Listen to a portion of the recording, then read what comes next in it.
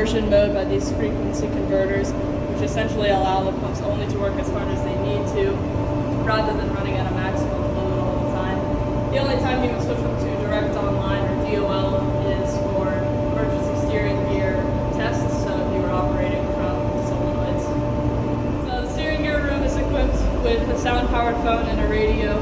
This is how you would receive orders from the bridge if you were maneuvering from the steering gear room. There's also a gyro repeater from the bridge and also the rudder angle indicator.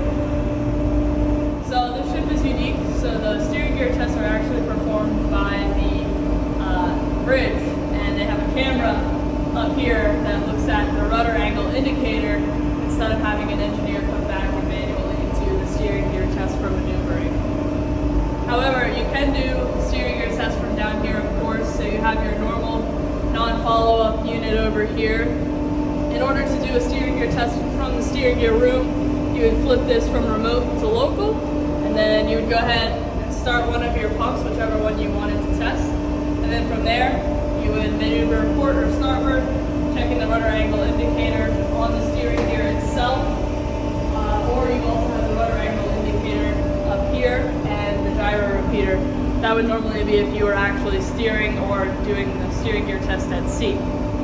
The ship also has follow-up from the engine room. There's a follow-up controller right here, so inside is the panels and how you would control the follow-up from the steering gear. There is also emergency steering, which is only tested quarterly. So in order to steer